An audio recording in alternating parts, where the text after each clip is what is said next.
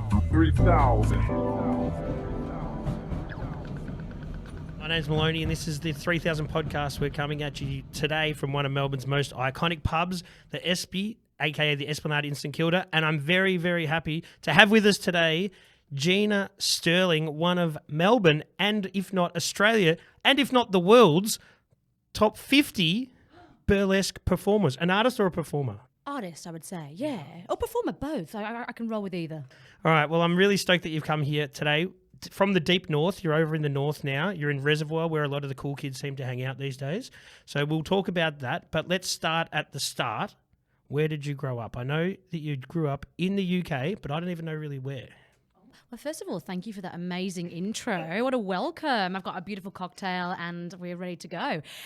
So I grew up in a small little place called Wolverhampton, which is near Birmingham. So if you know Peaky Blinders, that kind of region. Sorry to cut you off. No, you're right. Do you relate to the Brummy culture then if you're there? Or is that somewhere a bit further down the road? Not as much. I don't yeah. It was just a thing that happened that I was born there. I don't really sound very Birmingham, I'm sure. I think my accent is kind of neutralised with time. But when I speak to my mom, the accent probably does thicken a little bit. But yeah, grew up there, went to a good old Christian school, which was very fun. Not. And very quickly rebelled against that and ended up at a place called Liverpool, which is iconic for the art scene, for music and everything fabulous. So I feel like if I was to ever say home, it would be Liverpool more than Wolverhampton. So. But now Melbourne, yes. Well, second home, then Liverpool. Yeah, there you go. So is that when you moved to Liverpool, is that where you sort of first saw burlesque performances and sort of fell in love with the art form? Absolutely, yeah. So my trajectory was always musical theatre. My mom put me into dance when I was 2 years old. I did my first musical when I was 6 in The Sound of Music. I was one of the Von Trapp kids. So I've just always been on stage, which I feel very fortunate about. And yeah, the plan was always to do musical theatre. I left school when I was 16 and went to Performing Arts College, also in Wolverhampton, and you know, started touring and doing, you know, theatre and education and things like that, and then very quickly realised that I didn't think that musical theatre was for me anymore. And I saw a burlesque performance and was instantly drawn to the freedom of being able to create your own art, to be able to create your own business, your own persona, and fell in love and have never looked back, pretty much, yeah. Was that when Gina was born? It was, yeah. Really? And I had a different name. I went under a different name back then. But that's where I first just found myself essentially and discovered parts of myself that I didn't even know and still are today. But it was definitely an avenue and a catalyst to become more confident in who I was. I was only 21 when I started, so when we're that age, we're still discovering things about ourselves and becoming more confident in who we are. So it was just so creative, and I was very blessed to be around a lot of creative people who encouraged me and helped support me and did photo shoots with me and put me on stages. Amazing. And so then from there, you found yourself over to the other side of the world, which a lot of English people do in their early 20s. Or mid-20s, I'm not sure when, mid-20s, you found yourself over here in Melbourne. And where was the first place that you landed, and where did you reside when you first got here? So about 3.5 years into my burlesque career, I just won the World Burlesque Games. It was a beautiful accomplishment in London. And I think after that point, I was like, this was an amazing achievement, but I feel like I'm not quite ready to really commit to this full time, because I could see that it was going that way. And I hadn't travelled, I hadn't done things that I really wanted to do. So I took about a 4-year break to go and travel the world, lived in India for 6 months and around Europe. And from India came to Australia and landed in Darwin, of all places. Really? Yeah. On the second day, we bought a camper van and lived in that for a year, travelled right down the middle, had an amazing time. And by the time we got up to Sydney, I think being on the road for that long and living out of a rucksack, I was like, I'm ready. I need a wardrobe. I need a hot shower. I need the simple things like going into a cafe and someone knowing your order, and being able to be a regular somewhere.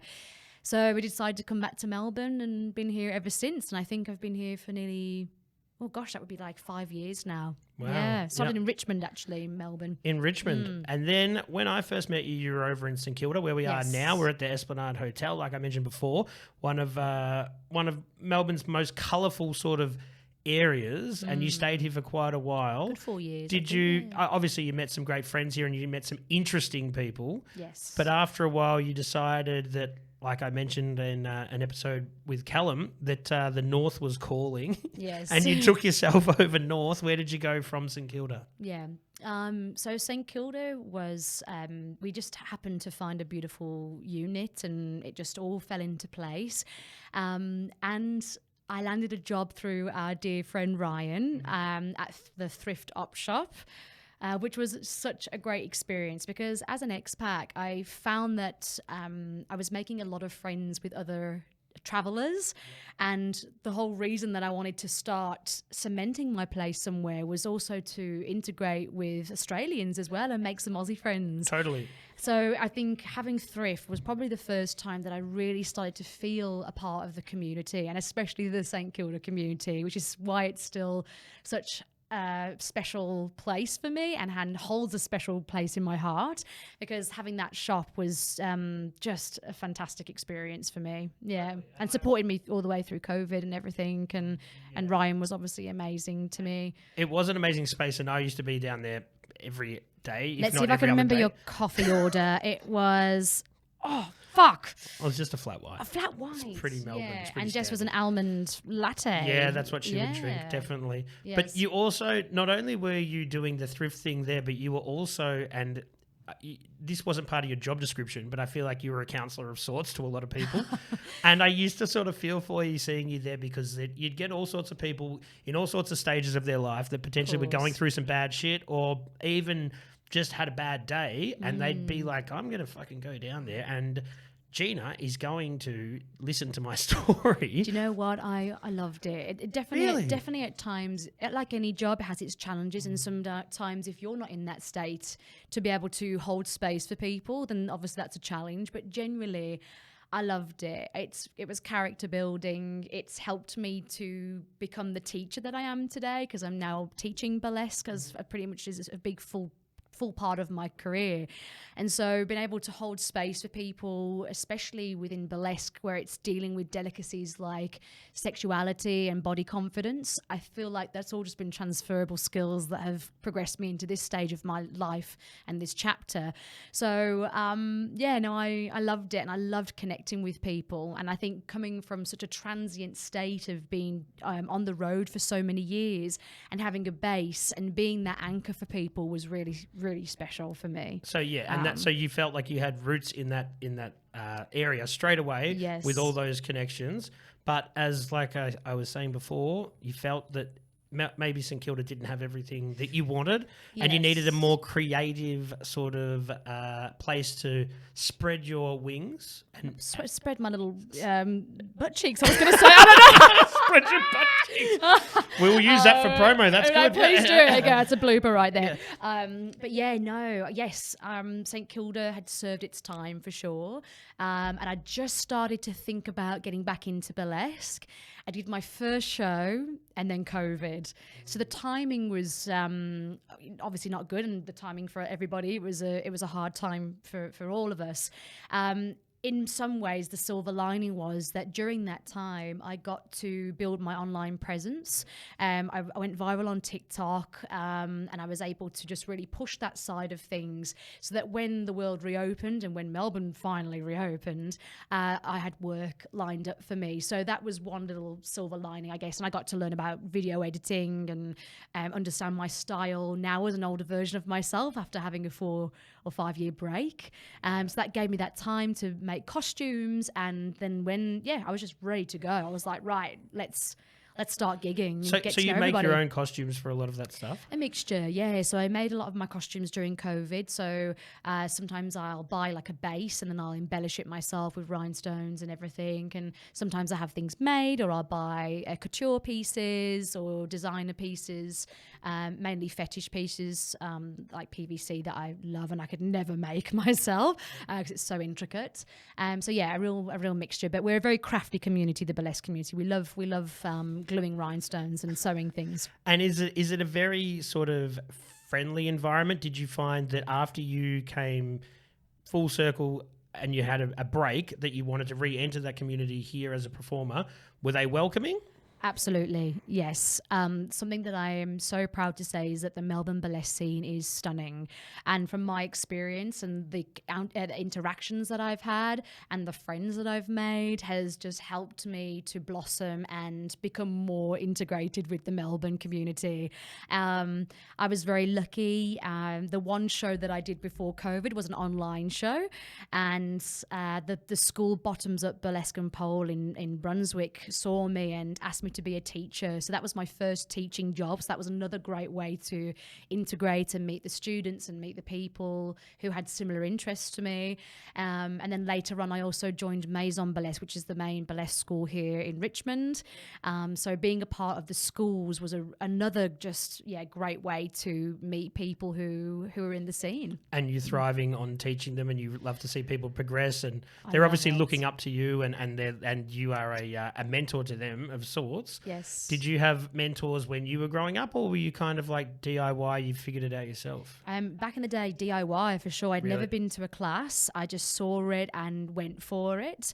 But now, as an older version of myself, I would look back and advise anyone to go through the schools. I think it's a great way to meet people, connect, learn about the history, and just mainly connect with the scene and stuff, because I found it a little bit harder to integrate because I just appeared. I didn't go through any kind of system, which still had its own advantages in other ways, you know. And I think that's because you were good at the social side of it, and with the COVID, when you did decide to burst back onto the scene, COVID was a thing, so you could come back and do the social thing well. And then there's an air of mystique about you, I guess, where people are like, where is she? Yes, yeah. and she's here. Oh. And it's nice to see old English friends and old in the community pop back up again and connect with them. And I'm actually going to the UK in 5 weeks' time for a 10-day tour, which is going to be fucked.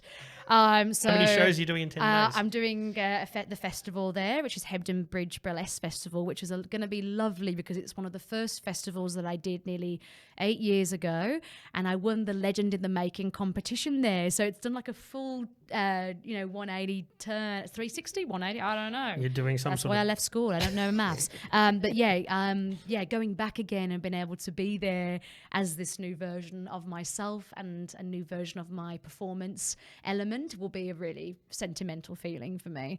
It's taken a beautiful turn. Came out of lockdown, started gigging. We had Bar Pagal, which was below Maison Burlesque School, which was a burlesque bar, but unfortunately we had to say goodbye to that because it couldn't sustain itself any longer. And a lot of our gigs now are just in different venues like the 86, Puffed Off, Speakeasy Theatre. So there's a lot of cool things popping up. I have seen on the socials that you do perform at Puffed Off. Yes. And I have to... I'm not part of the LGBTQII plus community, but I have to say, Puff Duff, a gay club for homos, is the most amazing branding of all time. Oh my gosh, I think it's awesome. It is such a fantastic space. And I go dance there. We're part of a group called the Queerdos.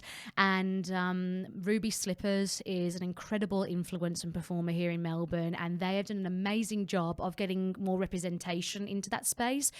So we've seen a lot more females in there recently, a lot of trans people.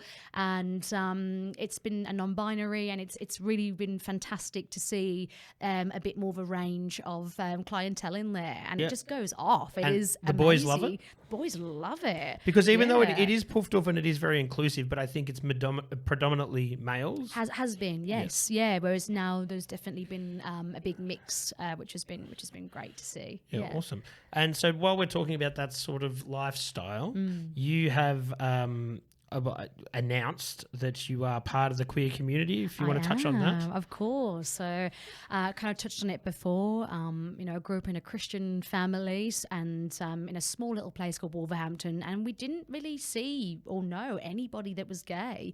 So I had none of that representation or education growing up. I went to Bible camp where they told me that dildos were bad. Is that what they said? Dildos are the devil's work. Little did they know. And it was actually quite funny. As I got a bit older, I went to Bible study on a Wednesday.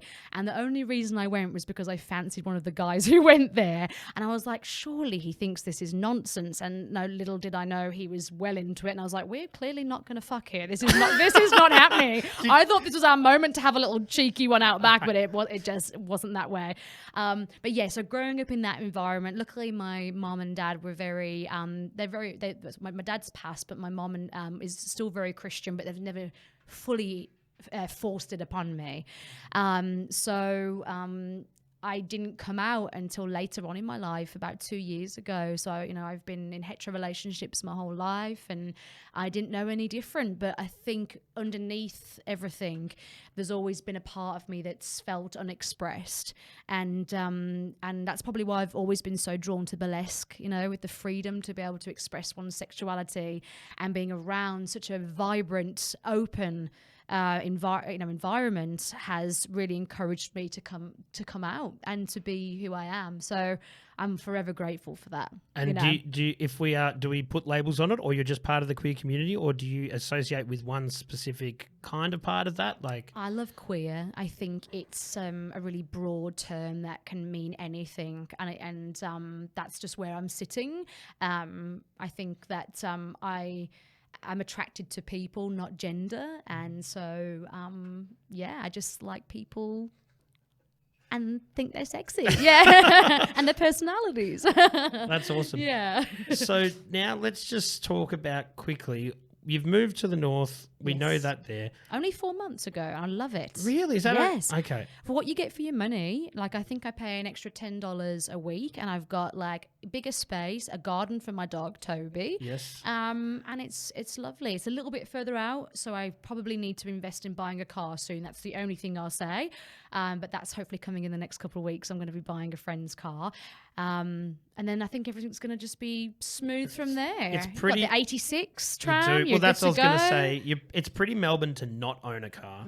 Around this area, with a lot of the hospitality friends I had, I was the novelty because I had a car. They'll be like, get Maloney to pick this up. He's got a car. Designated driver. Yeah, exactly. No, well, I'm always drinking beer, so we know that's not the case. But no, I can help them pick up things on the weekends. So you've got your space now. You're over there. Do you feel that it's helped you more creatively, being in what I would say is a more creative kind of area with more sort of artistic minded people? Yes, it is just wonderful being closer to everybody, closer to events. I love Thornbury and Preston, so being able to just hop on over and I'm right there is a great feeling. So I just feel a lot more connected to my people and my community, and it was a great move, and I don't regret it. Yeah, I do miss St Kilda's quirks. I'm not gonna lie.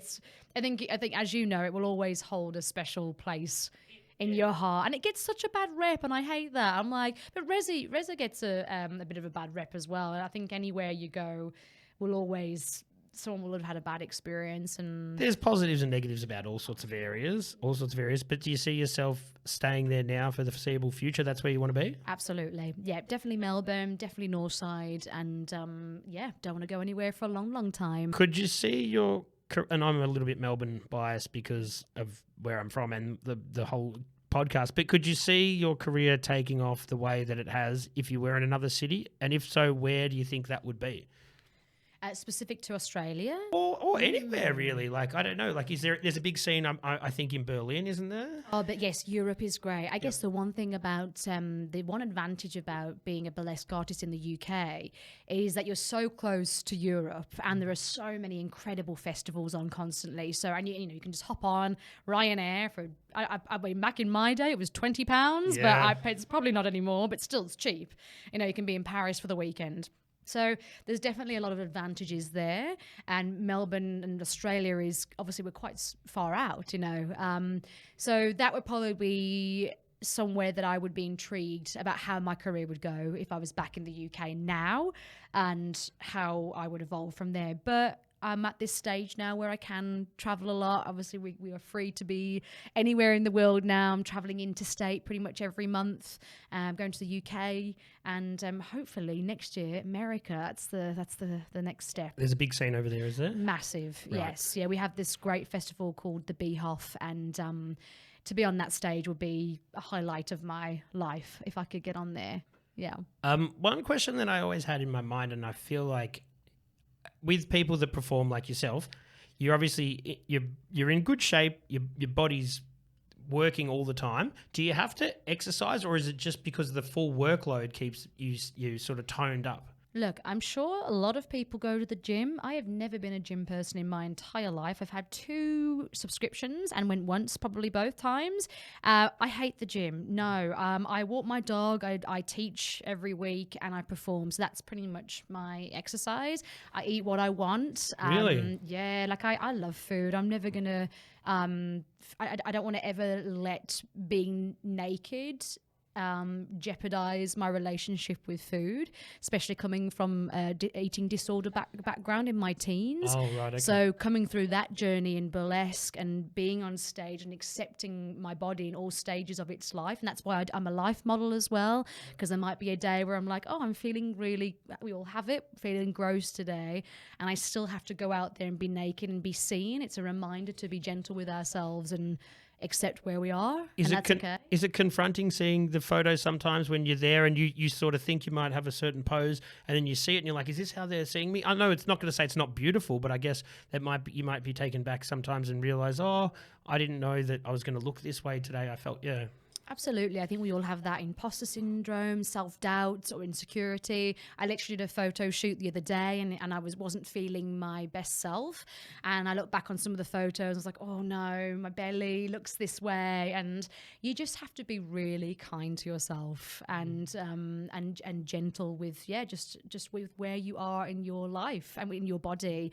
So that's my regime. I just eat what I want. I accept where my body's at, and I just still try and be vulnerable and put myself out there in whatever state or stage I'm feeling in. And that is what gives me the confidence, the empowerment to love myself, essentially. I guess that is an interesting juxtaposition to the Gina when you're on stage and you're like, this is me and I'm amazing. Yes. And then when you go and do the life drawing thing, I'm sitting here and I'm kind of vulnerable. Yes. So that's very different. And I guess you can sort of balance that out so it gives you some sort of a, yeah, I don't know. I hear you. I feel like they're both vulnerable in different ways, for sure. When I'm in costume and have my hair and makeup, that is a catalyst to transport me into that headspace. When it's just me, everyday me, I'm like, I hate having my photo taken. I'm like, oh no, I feel a bit awkward. But as soon as I'm like in my aesthetic, I'm like, shoot me, come on, let's go. So I'm always kind of talking to my students about this. It's about finding catalysts to help you get to that state and doing what you can. Like I wouldn't leave the house without my eyeliner because that is what makes me feel empowered. I feel sexy, I feel me, and that's just, it's just finding those catalysts constantly. Have you found it hard to make some solid connections now that you are full-time burlesque and that you kind of have to let your guard down? Because I knew you before you went full-time burlesque and I'm sure you have some other friends, but now that people know you as that, are you finding it hard to make those genuine connections when you can't be on all the time? If you're just chilling out watching a movie, you need to just... I'm not going to be like this. You may not be like that. Have you found that hard because you are on so much? I guess that's where you start to separate. You've got your professional life and your intimate life. And I found that my most intimate connections are people who just know me as me or have met me as me. But I also try to give a level of realism even when I am in looking like, proper performer mode, because I think that's how we connect with people. I never want to be a type of performer that is put on a pedestal and then feels segregated because people think that you're this thing and they feel intimidated by you. So I think when you meet me, even when I do look glamorous, I'm just like, hey, I'm just myself. And I think that's where I still can make connections even when I am in performer mode space. Yes. And it's interesting, I was talking to you just before we started shooting about you have a very physical presence when you do your performances, but you don't verbally speak very often. So I A guess lot of people don't know I'm English. well, there you go. That's English. That's interesting. Yeah.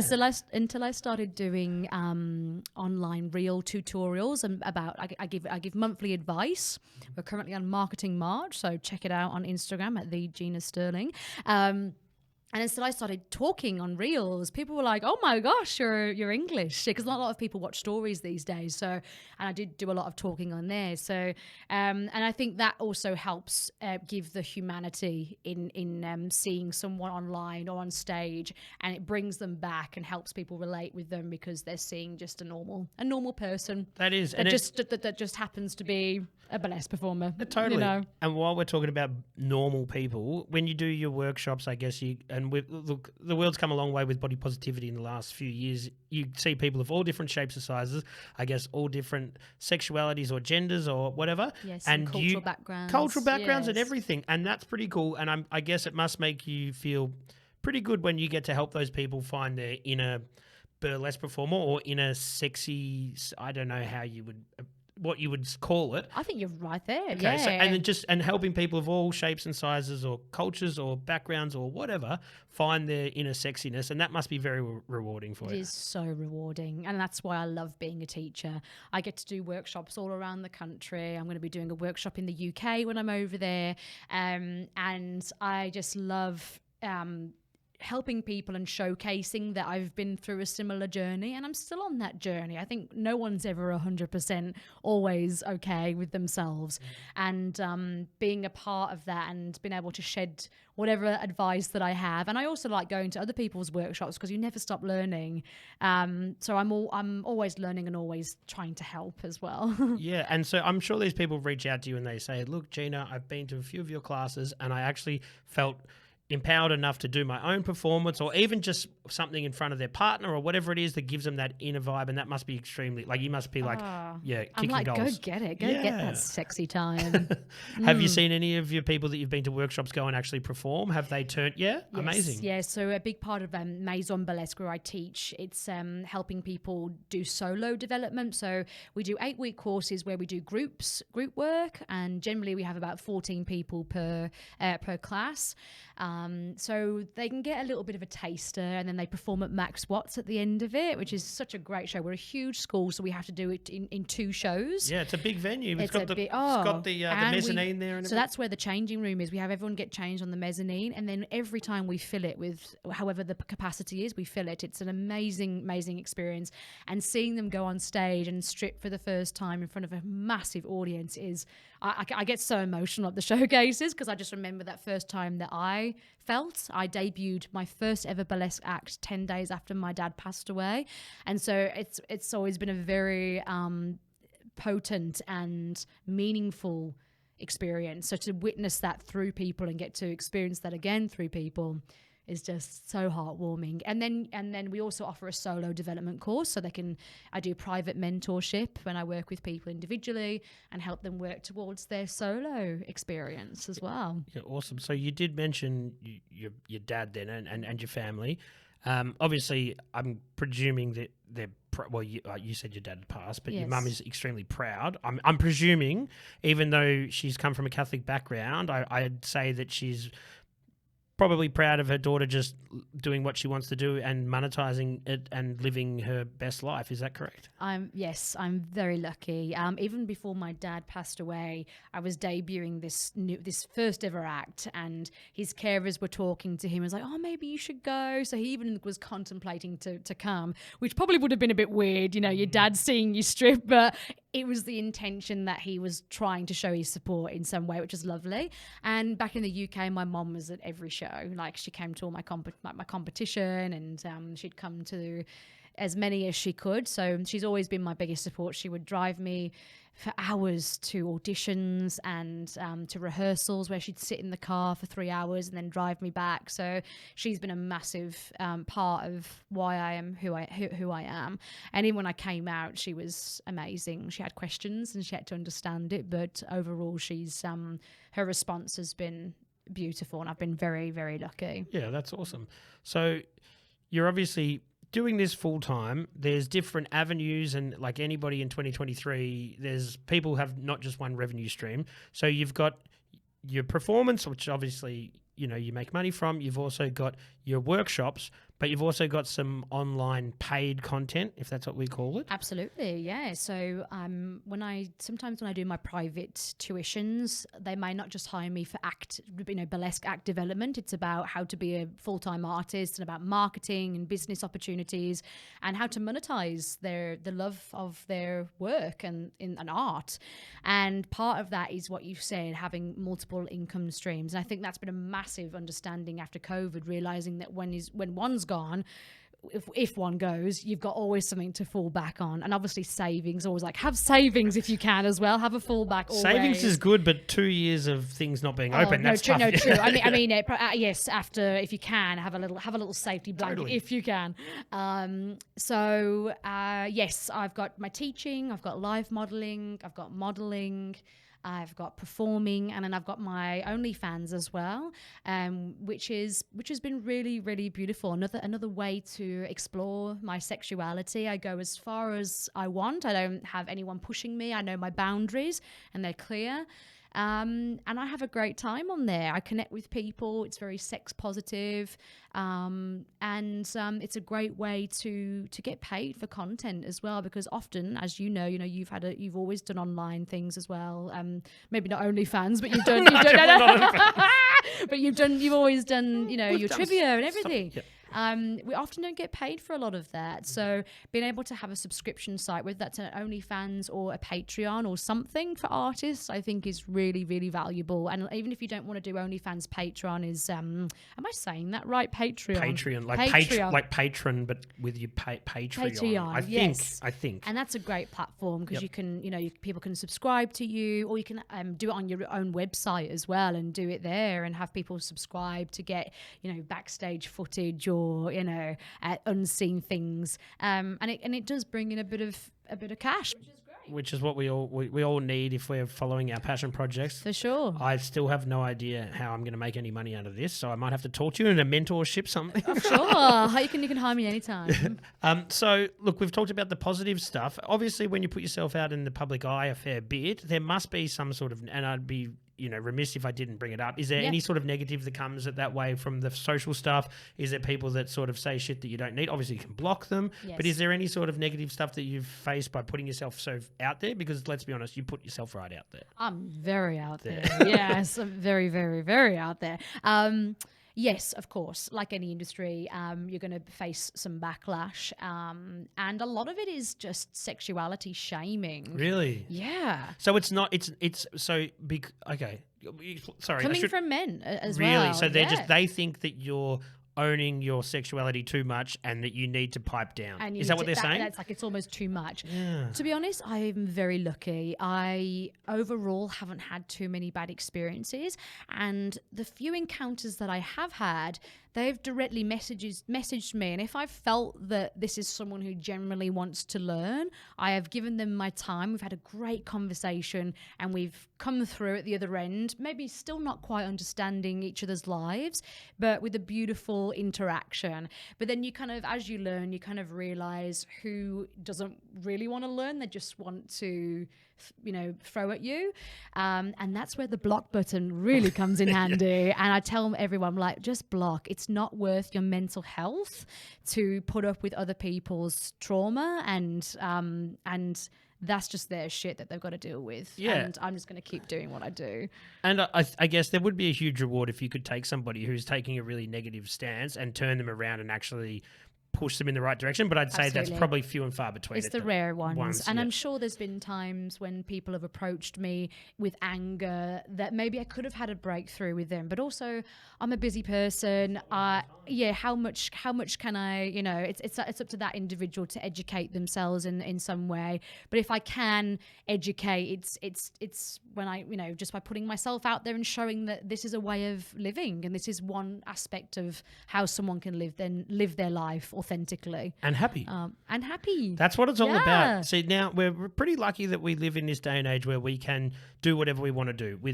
You can run your own business. You've got the reach to the whole world without really having to have anyone else From step the comfort in. of my bed with my dog. Exactly. Yeah. And that's It's amazing. amazing. So- That's why I think I know there's obviously a debate with art and being social media and it is a lot. You have to constantly put yourself out there online and be committed to being consistent. But I have seen such an amazing turnover because of my consistency, and mainly, yes, obviously monetary and being a full-time artist, but also just connecting with people. That is why I do what I do, because I get to connect with people from all around the world who've had a similar experience to me, and we share stories, and it's amazing. And maybe one day I'll be in their country and they'll put me up in their house and I'll have a gig there. It's great. It's networking on a grand scale. Networking on a grand scale. So yeah. with social media, what do you look? Obviously, Instagram's a huge one. Yes. TikTok in the last 3 or 4 years has probably Harder. It's more competitive at the moment. So what would you, for someone who's young who wants to do any sort of creative thing, whether it's burlesque or whether it's anything, would you suggest that they push TikTok or Instagram or just do everything consistently? So I have a lot. I've got TikTok, Twitter, Instagram, Facebook page, OnlyFans. I suppose we'll just count those 4 for now, though, without OnlyFans. TikTok was amazing for me in the beginning because I went viral very quickly. So I know that doesn't always happen for everybody, but I had a good head start with that. Nowadays, I don't do as well on there. I think I've been flagged a few times because they're very PG. Yeah. So for the type of work that I do, you've got to be so careful that sometimes I get, even if I have a little bit too sexually implied, it's taken down, and I'm like, it's such a matter of perspective. Even when I submit an appeal, I'm like, that's not sexy at all, and they're like, no. So you have to I just tend to put my tutorial talking videos on there now, or just very subtle versions of what I put on Instagram or Twitter. Yep. But I love TikTok. I think it's a fun place to be. Instagram I've always found amazing. I love being there. I love the platform itself and how it works. And Facebook page. Actually, I gave up on Facebook pages, and then recently I went back to it, and I've grown my account to 30,000 followers in a couple months. And I was like, actually, there's a whole audience here that I didn't know about. And I think that Facebook pages are often overlooked, but there's a whole community there that want to be reached. So do you think don't give up. Sorry to cut you off. Do you think that's a demographic that's there that's not on Instagram? Do you think that's over 30s for sure? Yes. Yeah. So if that's something that a target audience that you want to reach, then yeah, and it's great for me because I can promote my workshops on there. Because obviously with burlesque there's no age limit. We're obviously 18 plus, but we encourage any age or ability to come. So it's been great to kind of connect with people in that age bracket. And then Twitter, anything. I don't know if you've got a Twitter, but anything goes on Twitter. I still don't fully understand Twitter. I've never really been so confusing. The platform looks too confusing to me. Yes, and I'm on there because I can put some really sexy stuff on there. I can promote my OnlyFans on there. So that's right. but I'm hardly on there really. But it's just another place to have your tag, another place to have your links to your website. So from a CEO perspective, I'm like, the more you can have your name on with a link to your website, then totally. You can't go wrong. Yeah. So you mentioned the age thing there. And you said that burlesque doesn't have an age bracket, but do you see yourself doing this forever? Is that what you do? Is it a life's work? Yes, absolutely. Dita Von Teese, who's the main kind of burlesque artist in the public eye, I believe she's in her 50s now. So, and she's absolutely killing it. And I think it's important to show sexuality through all of your life and showcase that someone can still have a sexuality, over 30. We're told as women especially that, if you're 30, you're past it. And I just hate that message. So I hope that I see myself hopefully being an example that you can continue to express yourself in that way. And then obviously maybe physically there might be a cut-off point for me.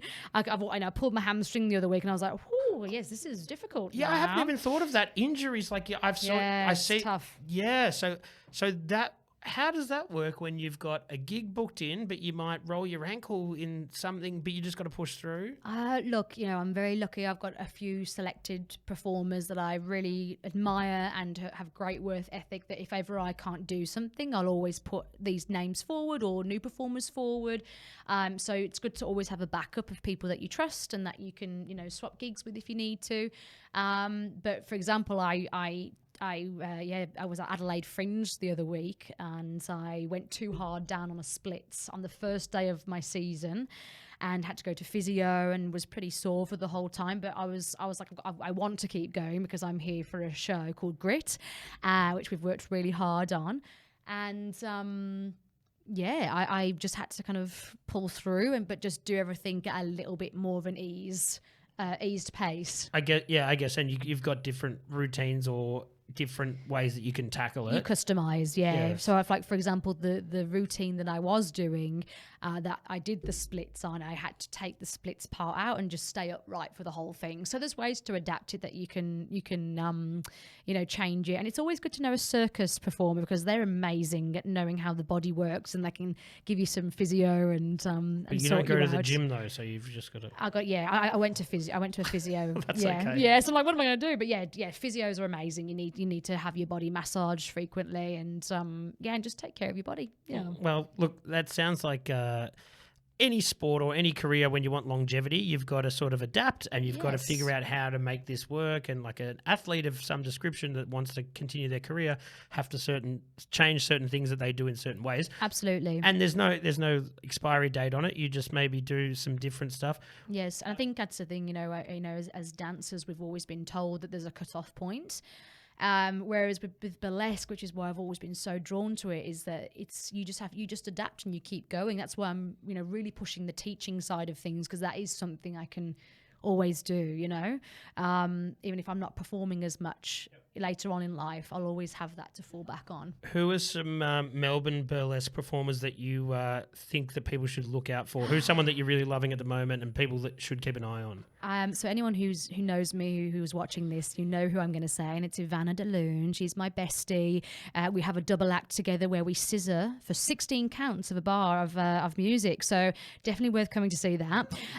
She is the most beautiful person inside out. She's empowered me in so many ways into becoming the full-time artist that I am today. She's very business savvy, and I just love her in all ways. We've also got the incredible Maple Rose. She is also a stunning human being. Both of them also work at Maison Burlesque, and she represents the very classical side of burlesque, which is our heritage and our history, and she's about to have a baby as well, so we're going to have a burly baby, which was really exciting. Wow. So you said classical burlesque. So break it down for me, who's not very savvy in the burlesque culture. What kind of different subcultures or subgenres are there of it? Yeah, so you've got classical burlesque, which looks at the old varieties of bump and grind, Betty Page and, Mae West and all, Sally Rand. And as it's evolved, it's become a lot more kind of showgirly, or some people call it neo-burlesque, which is probably the category that I come into. I'm probably a little bit more raunchier, with a bit of I don't really know how to explain my style, but it's kind of like neo with a mix of comedy with sass. And then now we see things like draglesque, which is a combination of drag and burlesque, and drag kings. And it's just so exciting to see the drag world intertwine with burlesque and seeing all these incredible performers come out of that. So we have boylesque as well. We do. We have the amazing Eggs and Ham, who's also a teacher at Mason. Eggs and Ham. Oh, you'd love them. They're amazing. And also another bloody incredible human being. I love them dearly. And they teach boylesque and do burlesque. So there's just so many. So boylesque is just male burlesque? Yeah, yes. male representative. Okay. So it must be really cool with that inner sanctum where everybody knows each other and you all have it, because then you can kind of let your hair down a little bit more with each other, and you can sort of not be in character as much because you all sort of feel the same vibe. We're in this, yes. And because we work late nights, you tend to then, you've worked hospo, you tend to have a lot of hospo friends because you all have the same schedule. It's harder for me to see my 9 till 5 friends, unfortunately, because I work when they're off, you know. So yeah, I think having that inner sanctum at Maison and the schools is a great way to, you know, really build your family network. Yeah, you know. awesome. Yeah. So let's bring it back to Melbourne for one last sort of segue into that. So you're here now. You want to be here for good, with a little bit of travelling, but could you see yourself residing in anywhere else, or is this where you want to be? Currently, this is definitely home. Yeah, I love it here. It's providing me with endless opportunities. So I'm always a kind of feel things out. Same way when I left St Kilda, I'm like, I feel like I've outgrown this place, and still to this day, I don't feel like I've outgrown Melbourne as a whole. Doing that little move to the north, I think, has helped keep things a little bit spicy and fresh and new. Yep. So whether it's just moving around within Melbourne, but yeah, Melbourne is definitely home for me. But never say never. Who knows? You know, I might go back to the UK in 5 weeks and be like, oh no, I want to be here again. I'm just kind of flowing and seeing what happens. Let's hope not, because we want to have Gina Stirling here. I would love to stay here. Absolutely. Yes. We want you here. Well, and also flying dogs home is like $5,000. $5,000. Toby? Oh no, he's staying here. No, if I had to leave the country Yeah. or something, getting No, a they dog got back to the UK. They got to stay in is- quarantine for like 9 weeks in a little cage. You couldn't do that. No. I mean, I couldn't leave him though as well. I'd have to, I mean, maybe by then, if it happened, you could actually, you know, in America, and you can have your dogs on your laps when you go in planes. Yeah, and you stuff. can. I'm But I like, think that's how do we- domestic. I don't know about international. that could be a bit strange. Too How would many they go to the rules. toilet? I don't know. Yeah, I Yeah, don't yeah. know. You'd have to like, yeah. Lots of questions. There. All right. Maybe Well, that's for another podcast. it might be indeed. Well, I think we better wrap it up. Thanks so much for chatting. I you. appreciate your honesty, and you're an awesome friend and a great person to have on, and I'm much appreciative of your time. Thanks, mate. Thank you so much for having me. 3,000.